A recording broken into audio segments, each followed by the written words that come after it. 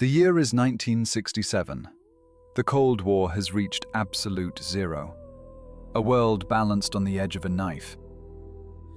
Through the vacuum of space, 150 kilometers above the planet, a machine glides in perfect silence. Its cost exceeds the annual budget of a small nation. This is a Keyhole 8 Gambit, a new generation of spy satellite. Its optics, a masterpiece of engineering, can resolve the license plate of an automobile from orbit. But today, it is not hunting for cars. It is hunting for missile silos, for submarine pens. It is hunting for death, hidden in concrete and steel. The satellite's cameras sweep across the forbidden waters of the Caspian Sea, an inland ocean of the Soviet Union, securely shielded from all outside eyes. A film capsule is ejected, a silver dart falling toward the Earth. It is snatched from the sky by a waiting aircraft and rushed to Washington. In the sterile, windowless rooms of the National Photographic Interpretation Center, analysts lean over glowing light tables. These are men who have seen everything: new tanks, the launch gantries of Baikonur, the nuclear scars of Semipalatinsk. They are not easily surprised.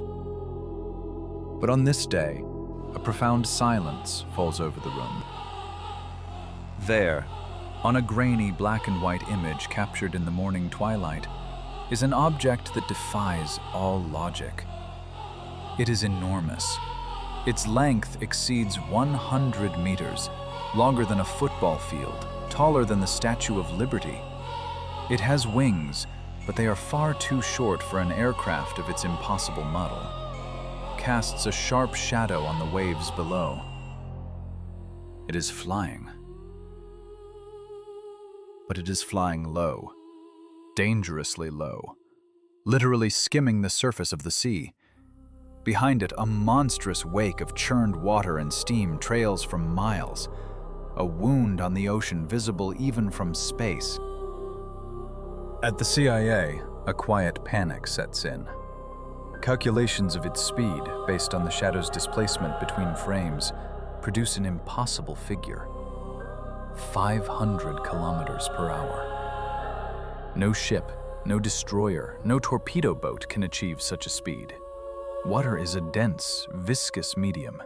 Its resistance grows exponentially. At that velocity, the sea becomes as unforgiving as concrete. And yet, this object simply ignores the laws of hydrodynamics. On its fuselage, or is it a hull, two giant letters are visible: KM. In the classified reports of American intelligence, a new codename appears. It is a name born of myth and fear: the Caspian Monster. The Pentagon is in disarray. What is it? A secret seaplane? Then why does it have 10 engines? A new type of cruise missile? But where is the warhead? A transport for a lightning invasion? They do not know that the letters KM stand for the prosaic Kорабль maquette, the ship prototype. They do not know they are looking at the most ambitious, most expensive, and most tragic chapter in a secret technological war. They are staring at a machine that should not exist. A specter born from the collision of genius and paranoia. A dream of power, destined to rust away on the shores of a forgotten sea. A titan of Soviet engineering. A machine that outran its own era by half a century. A machine that might have altered the very course of history.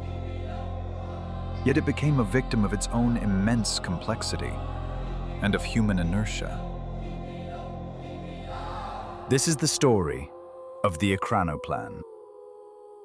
It is a tale of humanity's attempt to deceive gravity, using the air itself as a foundation, and of how the sea always collects its due. To understand the machine, one must first understand its creator, Rostislav Alexeyev. a name whispered throughout the Soviet Union, but a face cloaked in state secrecy. He was the father of the hydrofoil, the Raketa, the Meteor. Those elegant white vessels that seemed to fly above the rivers were his signature. But for Alexeyev, this was merely a prelude, child's play. Alexeyev was obsessed with speed, and he despised the water. For a shipbuilder, the notion is a paradox, but water is the enemy of velocity. It is dense, it is viscous, it holds a vessel in its suffocating embrace, creating monstrous friction and wave resistance. To force a conventional ship to 100 kilometers per hour requires engines with the output of a nuclear power station. Alexeyev found an escape with the hydrofoil. He lifted the hull above the surface. The resistance plummeted. The speed soared. But the wing remained submerged. At speeds beyond 100 kilometers per hour, a new demon emerged: cavitation. Water, under the immense pressure differential, would boil along the foil's edge. Bubbles of vacuum would collapse with the force of micro-explosions, gouging chunks from the most hardened steel. It was a dead end, a physical wall. Alexeyev understood. To go faster, he had to leave the water entirely. But aircraft are costly. They demand airfields, long ribbons of concrete, a complex infrastructure. They cannot lift thousands of tons of cargo. Alexeyev needed a hybrid, a chimera, a creature that lived on the boundary of two elements. He needed the screen effect. Pilots had known of this phenomenon since the dawn of aviation. As an aircraft comes into land, at a altitude of just a few meters, it suddenly refuses to descend. It feels as if it has met an invisible, elastic cushion. The air, trapped between the wing and the surface, cannot escape. It compresses. Pressure beneath the wing surges. Lift increases by 40, even 50%. The destructive vortices at the wingtips simply vanish. For aviators, it was a menace. A flaw that caused planes to bounce, to overshoot the runway, to crash. But Alexeyev saw not a problem, but a principle. We will not fight the screen, he reasoned. We will ride upon it. We will build a machine that flies on this cushion of air forever. The idea was bordering on madness. To fly at an altitude of 3 to 4 meters at 500 kilometers per hour. A single miscalculation, the slightest roll, one unexpectedly high wave, and the wing would catch the water. At such a velocity, the sea would tear through metal as if it were paper. But Alexeyev was a fanatic. He saw a path where others saw only an abyss. It is on this precipice, where obsession and physics converge, that the true measure of human ambition is taken, where history itself holds its breath, waiting to see if a dream will fly, or if it will be consumed by the very elements it sought to conquer. He was granted a budget without limits.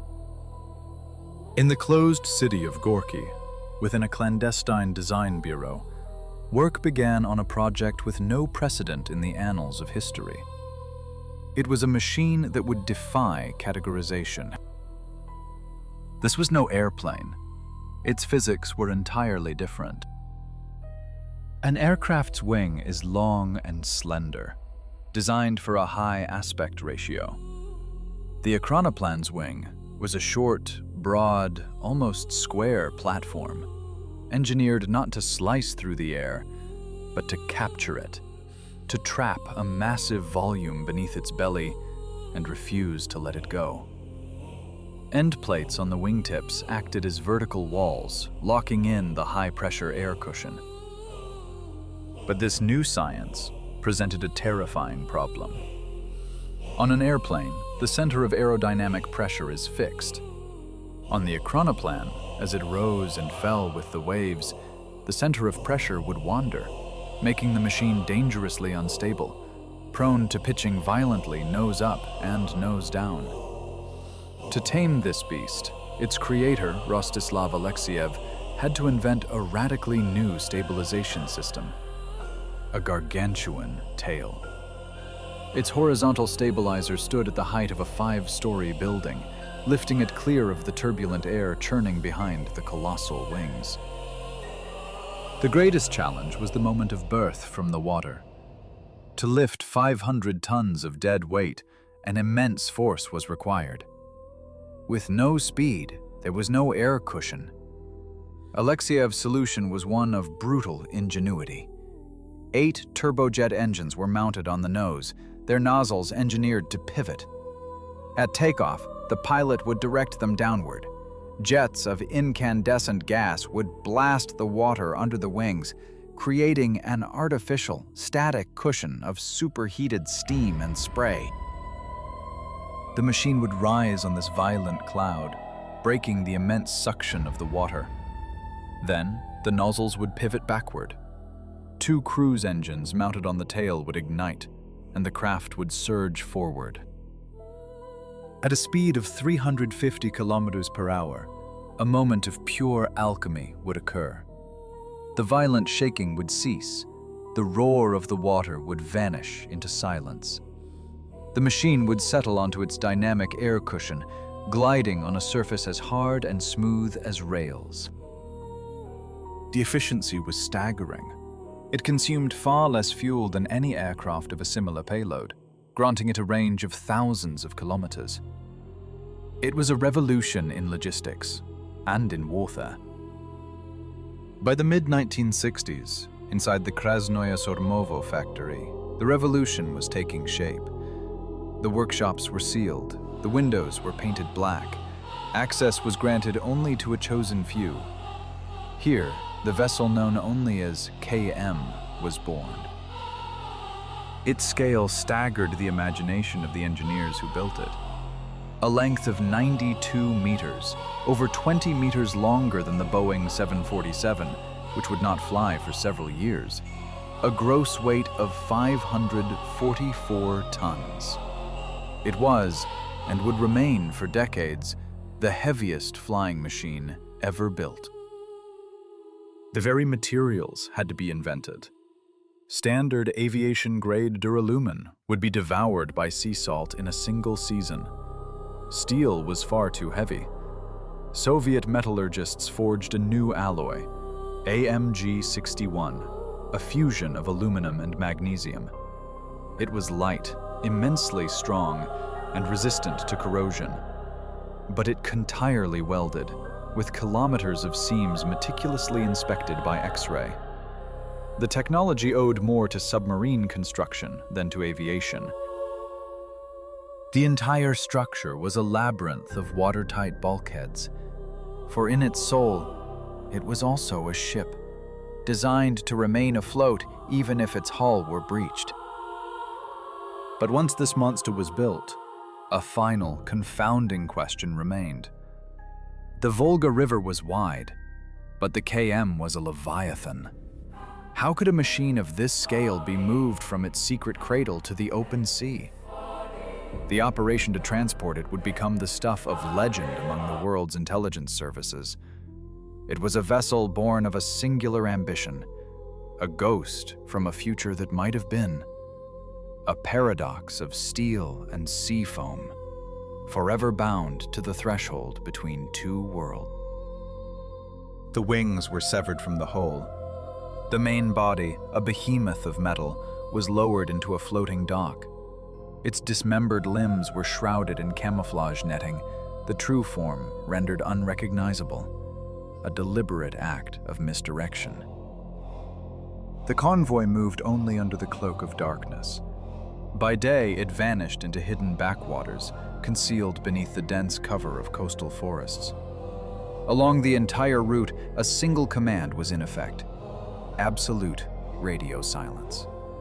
Agents of Western intelligence noted the strange activity, a ghost moving through the arteries of the Soviet Union, but its purpose remained an enigma.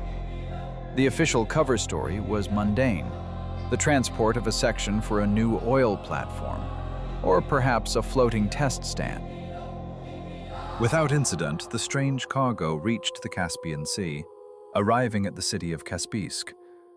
There, at the DAG diesel plant, a secret base had been erected.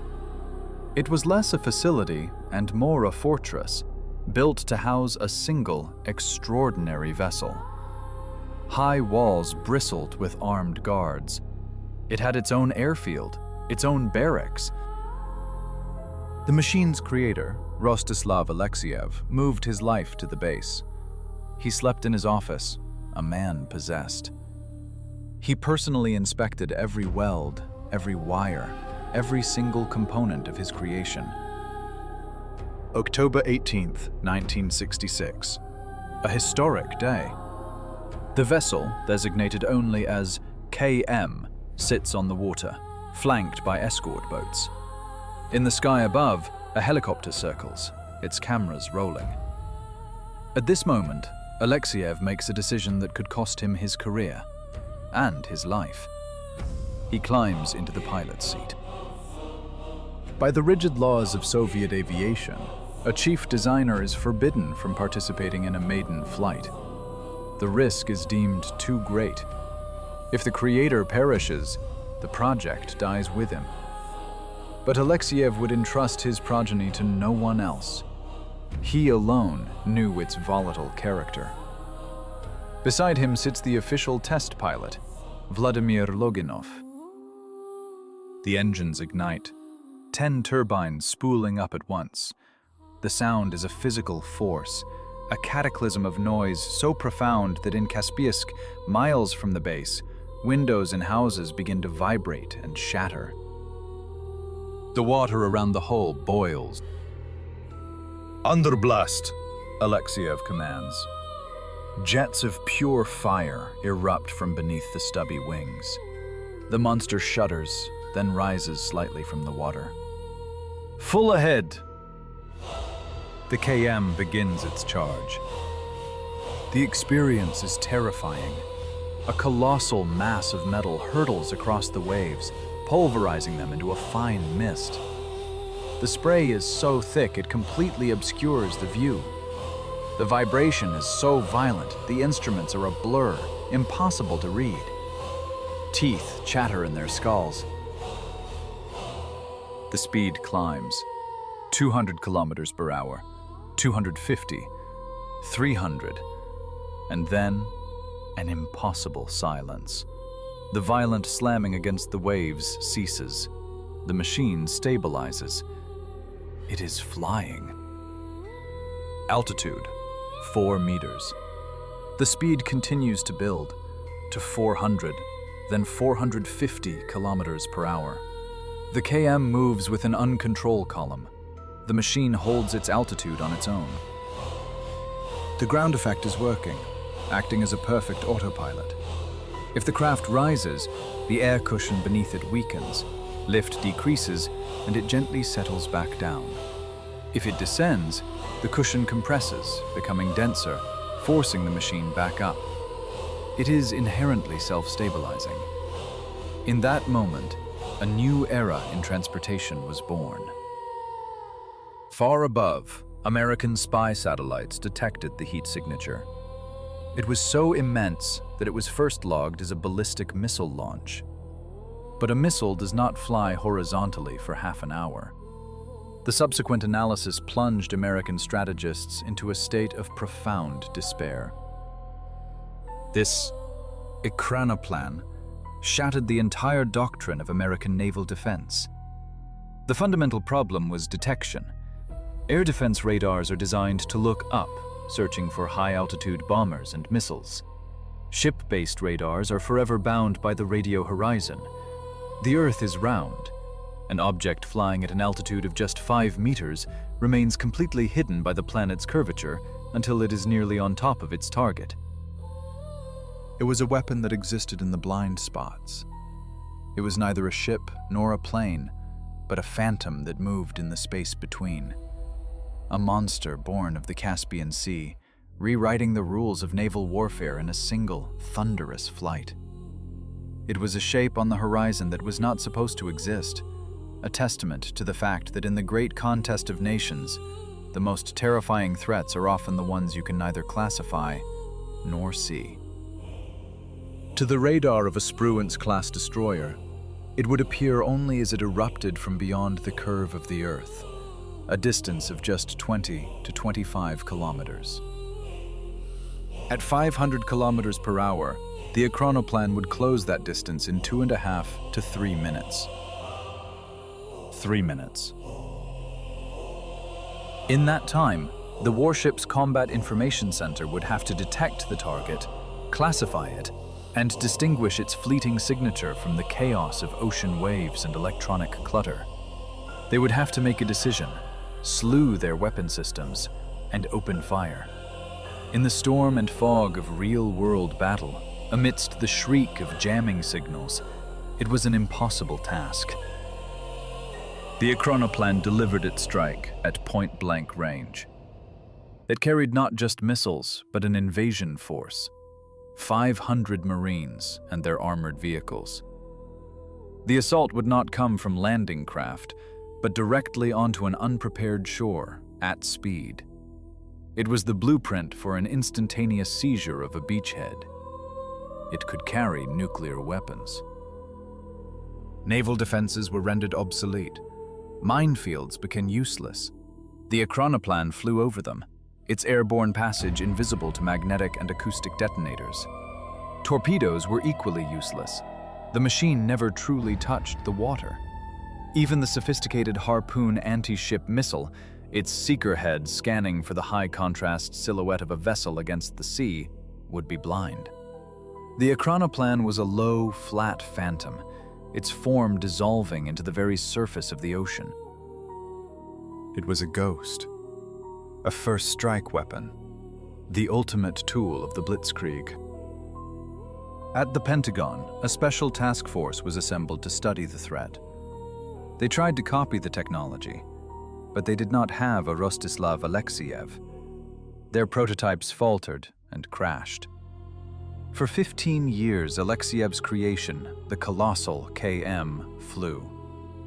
It was a testament to the endurance of both man and machine.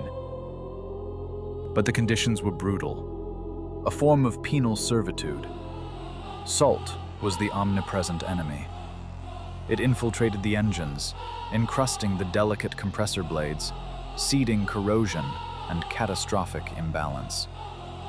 After every single flight, the massive jet engines had to be flushed with fresh water, yet their operational life plummeted. Then there was the spray. At 500 kilometers per hour, a droplet of water impacts with the force of a bullet. The leading edges of the wings and stabilizers suffered constant erosion, the paint peeling away in sheets until engineers were forced to sheathe them in titanium. The vibration was relentless. The acoustic pressure from the engines was so immense that a technician who removed their hearing protection risked ruptured eardrums. The very hull seemed to breathe under the strain. Its welded seams groaned and cracked. And there were the birds. They were a plague. 10 kilometers in the sky, the air is empty, but just above the waves, life teems by the thousands. Gulls, cormorants. A single bird ingested into a jet intake means a compressor stall, an explosion, a fire. The KM had 8 such engines mounted on its nose. The probability of a bird strike was multiplied by 8. The craft acted as a giant vacuum cleaner, inhaling entire flocks. Engineers installed protective screens, but they choked the engines and reduced thrust. They mounted ultrasonic cannons, but the birds simply grew accustomed to the noise. It was a perpetual war against nature itself. Accidents were inevitable. On one flight, the KM was swallowed by a dense fog. The pilot lost all visual contact with the horizon. The instruments of the era were imperfect. The machine struck the water with terrible force. The hull cracked, but it held. Alexeyev himself oversaw the repairs, patched the wound, and flew it again. He lived for this machine. He grew old alongside it. But in 1980, Rostislav Alexeyev died. An injury sustained during a test, a career of conflict with bureaucrats, the cumulative weight of exhaustion. The machine was a marvel, a brute force solution to the L of its creator, a ghost of a possible future, forever haunting the desolate shores of the Caspian Sea. With the departure of the man whose iron will had forged the project, discipline on the base began to fray. A new training flight was scheduled for the Caspian Monster. At the controls sat a pilot transferred from the Bomber Command. It was a detail that would prove fatal. The reflexes of a conventional pilot and the reflexes of an Ekranoplan operator are not merely different, they are diametrically opposed. When faced with an obstacle, a pilot's deepest instinct is to pull back on the yoke, up, into the sky. But the Ekranoplan pilot must know there is no escape upward. In the thin air above, there is no support. During takeoff, the new pilot pulled the machine's nose up too sharply. The angle of attack exceeded its critical limit. In that moment, the KM breached the invisible boundary of the ground effect. The cushion of air that held 500 tons aloft vanished. Its wing, a marvel optimized for flight just meters above the waves, could not generate lift in the free-flowing air. The machine stalled. Its heavy tail, burdened with the main engines, pulled it down. The KM reared up on the wantum and crashed back into the sea, striking the water with its left wing and tail. The impact was terrifying. Engines were torn from their mountings. The entire tail section sheared off. Yet, the KM did not immediately sink. Its reserve buoyancy was immense. The crew escaped. Not a single life was lost. The monster lay on the water, maimed, but alive. It could have been saved. The base was not far. Tugs could have reached it, could have towed the wounded Leviathan home. But here, a factor that had plagued countless Soviet projects intervened: the paralyzing fear of responsibility. No one wanted to be the one to issue the order. The command to launch a rescue, a simple order of towage, became trapped in the bureaucratic labyrinth of Moscow. For 1 week, the colossal machine, a secret worth billions, drifted in the open sea. Then, the storm came. Waves hammered the broken fuselage. Water poured into the compartments through the gaping wounds. 1 week after its fall, on a dark and tempestuous night, the Caspian Monster slowly capsized and slipped beneath the waves. It came to rest on the seabed, at a depth of some 20 meters. No attempt was made to raise it. The operation was deemed too expensive, too complex, and ultimately, unnecessary. The death of its creator, Rostislav Alexeyev, and the loss of the KM placed a final, heavy cross on the program of giants. But the idea did not die. On the slipways, an heir was already waiting. Project 903, the Loon. This was no longer a prototype. This was a series production combat vessel. It was smaller than the KM, 73 meters in length, more compact, more rapacious. But its defining feature was its teeth. Massive, inclined launch tubes. Inside them lay the 3M80 Musket anti-ship missile. The Musket was the nightmare of every Western admiral. A supersonic missile capable of Mach 2.5, it flew by skimming the very crests of the waves, following the contours of the sea.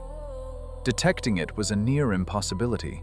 Its kinetic energy alone was so great that even an inert warhead, a solid slug of metal, could punch entirely through a warship.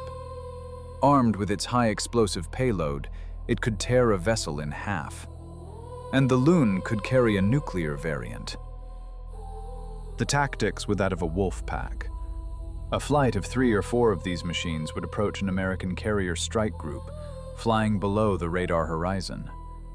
At a distance of 100 kilometers, they would execute a pop-up maneuver, briefly climbing to acquire their targets, and then launch a full salvo. 24 musket missiles, all streaking toward their targets at the same instant. It was a vision of naval warfare transformed, the specter of a devastating first strike born from the wreckage of a fallen dream. A silent promise of annihilation waiting on the shores of a sea that would, for a time, remain at peace. In 2 minutes, the aircraft carrier Nimitz ceases to exist. The Loon-class Ekranoplan turns and returns to base at a speed of 500 kilometers per hour. Inside the Pentagon, during closed-door hearings, American admirals conceded a terrifying truth. Against an attack from the Loon, the United States Navy had no effective defense. It was launched in 1987, a machine that had mastered the fiendishly complex task of firing missiles while in motion. The rocket's own jet blast threatened to incinerate the craft's tail, forcing engineers to install massive, specialized deflectors. It was accepted into the Caspian flotilla, a singular weapon for a singular sea. But from this weapon of annihilation, a second vision emerged. The world's only other ship in its class was to be the Spazatel, the Rescuer, a peaceful variant, a hospital on wings. It would house operating theaters, hyperbaric chambers, and room for 500 casualties. Imagine a cruise liner sinking, or 3 days to reach the site.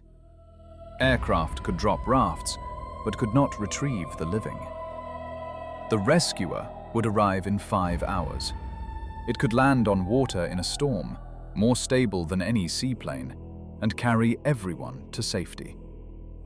This was the dream of its designer, Rostislav Alexeyev, a machine for life, not for death. The hull was 90% complete. The engines were installed. All that remained was the navigation equipment. But the calendar read 1990. The Soviet Union dissolved. An empire crumbled. Funding ceased. Not gradually, but instantly. In the new reality of a wild, open market, this unique fleet was an orphan. The Loon was hauled ashore into a dry dock in Kaspisk. Its classified electronics were stripped, its missiles removed. It was mothballed, and then forgotten. The second ship, the Rescuer, remains to this day in the dark, cold assembly hall of the Volga factory, an unfinished monument. For 30 years, the carrier killer rusted behind a fence, its aluminum skin dulling, its rubber seals turning to dust. In 2020, a new chapter seemed to begin. The Ministry of Defense decided to transfer the Loon to a park in Derbent to be reborn as a museum. The towing operation began. Once again, satellites tracked a giant silhouette moving across the Caspian Sea. But this was not a predator leaving a wake of foam and fury. It was a dead, helpless carcass, pulled on steel cables by tugboats. During the transit, disaster struck. The Loon, its seals having failed over decades of neglect, took on water. It began to sink. In a frantic emergency operation, it was dragged onto a desolate, sandy beach, 20 kilometers from its destination. And there it became stuck. The money ran out. Cranes could not approach over the shifting sand. Its pedestal was never built. For 4 years now, this unique machine, a pinnacle of Soviet engineering, has rested on its belly in the wet sand, endlessly washed by the waves of the surf. The salt water is doing its work, eating away at the aluminum alloy. Corrosion carves holes through its flanks. Vandals and tourists climb inside, prying away instruments for souvenirs, shattering glass, writing their names on the walls of the empty missile tubes. A weapon designed to project power across the sea now cannot even resist the tide. It lies not as a monument to victory, but as a testament to ambition undone, a ghost of a forgotten future, slowly being reclaimed by the earth it was designed to conquer. Images of the Loon-class Ekranoplan, beached upon the sand, circled the globe. It appears as a scene from a science fiction epic, an imperial cruiser fallen on a forgotten desert world. People journey from every corner of the earth to bear witness, to feel the latent power that still radiates from this dead beast. Climbing onto its wing, you see the massive rivets, the powerful air intakes, the titanium plates. You can smell the old oil, the hydraulic fluid, and the sea, the very aroma of a vanished era. It is a monument not only to engineering genius, but to colossal neglect. A titan was forged, only to be left to the elements, to slowly turn to dust. For every person who beholds it, a single question arises. If this technology was so perfect, so swift, so powerful, why do we now travel on slow ships and expensive airplanes? Why did Boeing or Airbus never build fleets of passenger Ekranoplan liners, skimming across the Atlantic just 5 meters above the waves, saving fortunes in fuel? The answer is as complex as it is somber. First, there is the economy of it. An Ekranoplan is more efficient than an aircraft. Its payload is higher, but its maintenance is vastly more expensive. The marine environment is an aggressive one. Salt water is a relentless assassin of engines. The operational life of its motors, shrouded in a constant marine fog, is reduced by orders of magnitude. It demands the use of exotic, costly materials simply to survive. Then, there is safety. Flying at 5 meters above the surface offers no forgiveness. Aboard an airliner, should an engine fail at an altitude of 10 kilometers, you have 20 minutes to glide, to plan, to make a decision. Aboard an Ekranoplan, you have 2 seconds before impact. At 500 kilometers per hour, the surface of the water is not fluid. It is concrete. There is the weather. The machine is a hostage to the storm. The Loon could operating waves up to 3 meters high, but in the open ocean, swells of 10, even 15 meters are commonplace. In such conditions, it cannot take off. It ceases to be an aircraft and becomes a ship, and a remarkably poor one at that. There is the traffic of the sea. The ocean is not an empty highway. It is littered with obstacles.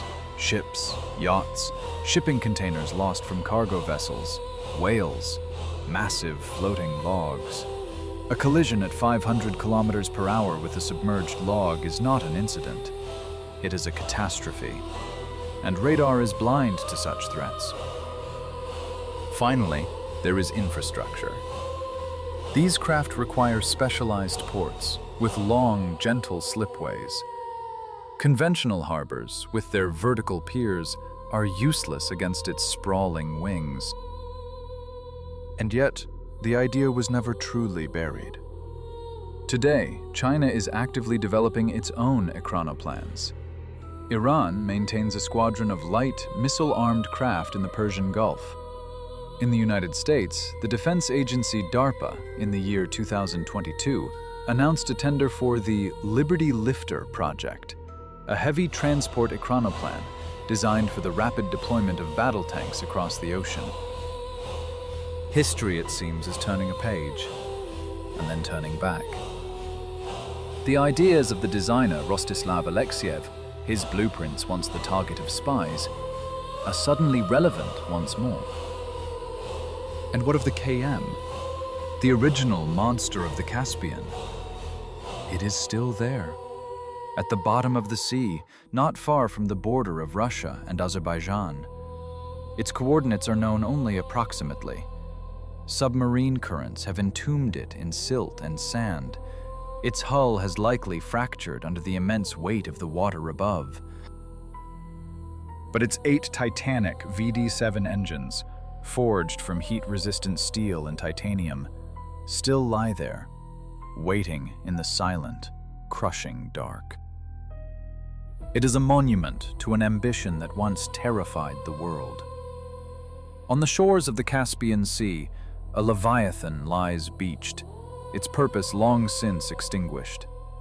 The setting sun bleeds across its profile, casting its form in blood-red light. This is the Loon-class Ekranoplan, the Caspian Sea Monster.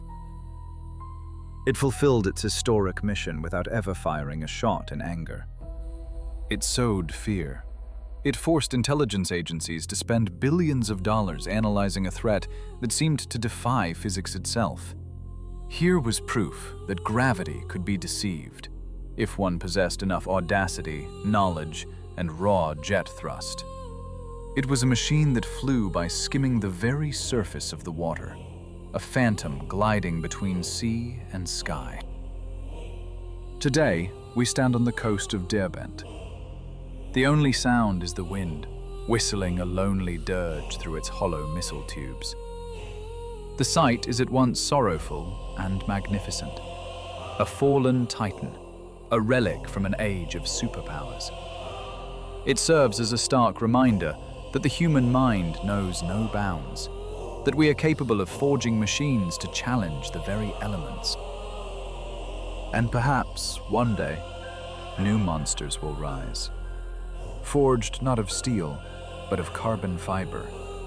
Powered not by kerosene, but by hydrogen.